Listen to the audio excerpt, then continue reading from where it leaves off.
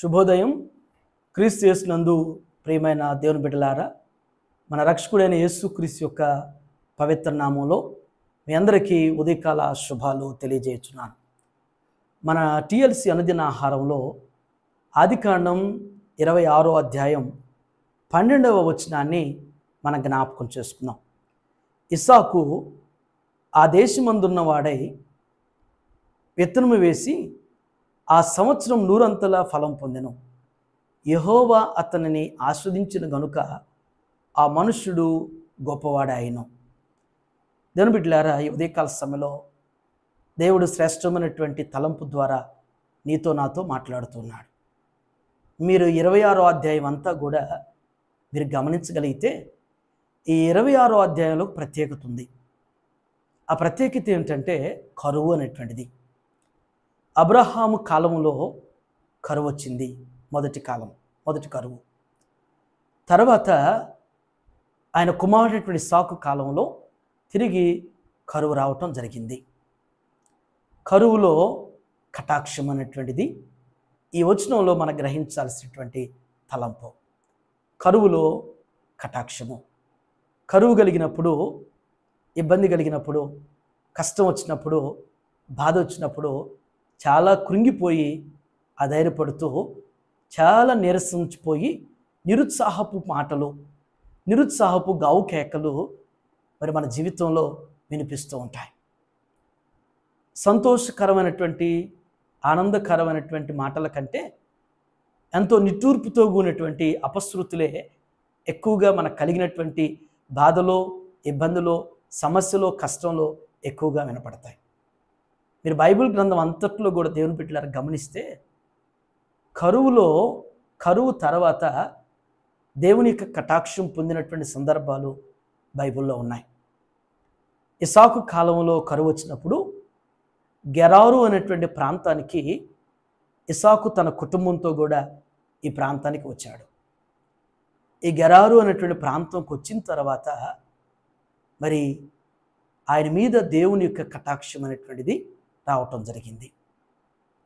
ఆ గెరారు ప్రాంతానికి వచ్చి విత్తనాన్ని విత్తాడు. నూరంతల ఫలాన్ని మరి ఇస్సాకు పొందుకున్నాడు.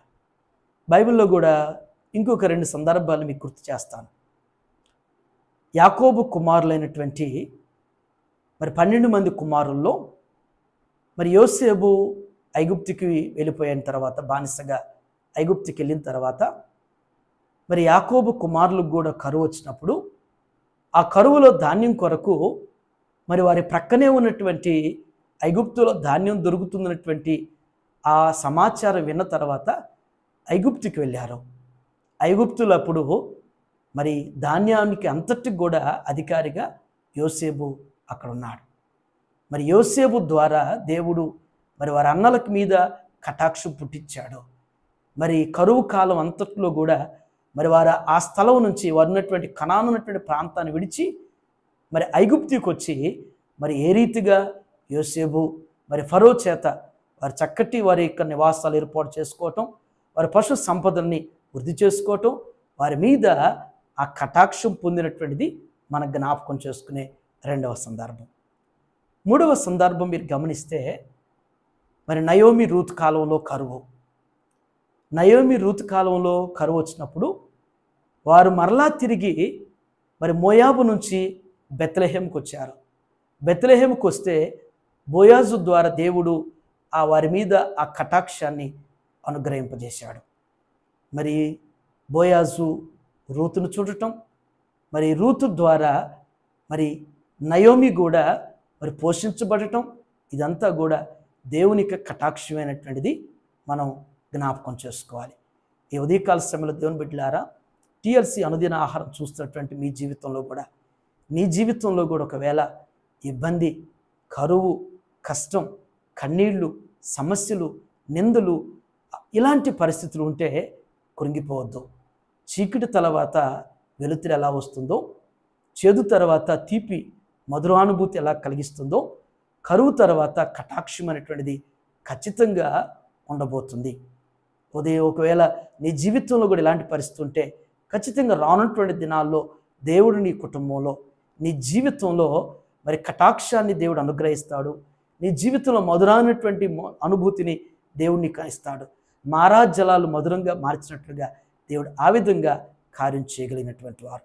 ఈ దినం ప్రాముఖ్యంగా మరి ఈ మంత్లో చివరి శుక్రవారం సంఘంలో ఉండేటువంటి ఆల్ నైట్ ప్రేయర్లో ఈ రాత్రి పాల్గొని ప్రతి ఒక్కరూ కూడా దేవుని సందులో మరి కనిపెట్టి కటాక్షం కొరకు నిరీక్షించి ప్రార్థించేవారుగా ఈ దినం మనం సిద్ధపడదాం.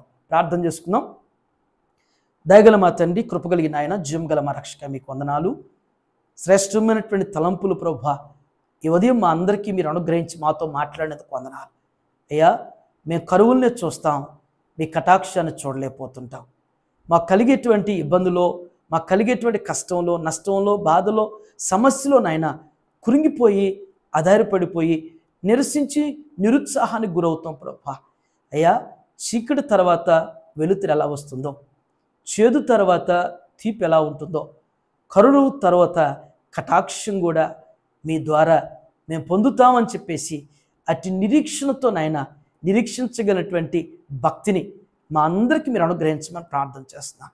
ఏ ఉదయం నా తండ్రి, ఎందరైతే ప్రభువా అయ్యా వారికి ఉన్నటువంటి స్థితిగతులు బట్టి నాయన దేవా, వారి పరిస్థితులను బట్టి, వారికి ఉన్న ఇబ్బంది కావచ్చు, అనారోగ్యం కావచ్చు, వారికి ఉన్నటువంటి కష్టాలు, నష్టాలు, సమస్యను బట్టి కృంగిపోతున్నటువంటి పోయిన ప్రతి బిడ్డను కూడా యేసునామములో మీరు లేవనెత్తిన తండ్రి, వారిలో దేవా నిరీక్షణ, విశ్వాసాన్ని మీరు అనుగ్రహించి మీ కార్యాల ద్వారా స్థిరపరచండి. ఈ దినం ప్రభువా మరి సంఘంలో జరగబోనటువంటి దేవ సంపూర్ణ రాత్రి నాయన మరి మంత్ ఎండింగ్ ఫ్రైడే ప్రేయర్ కొరకు మీకు వందనాలు చెల్లిస్తున్నాం. దేవా, అనేకులు పాల్గొనటానికి మీరు నడిపింపును దయచేయండి, మీ ప్రేరేపణ దయచేయండి, ఆసక్తిని మీరు దయచేసి మీ కృపలో బలపరిచి నడిపించమని యేసునామములో ఈ ప్రార్థన మీకు సమర్పించున్నాను తండ్రి. ఆమేన్. దేవుడు మిమ్మల్ని దీవించును గాక.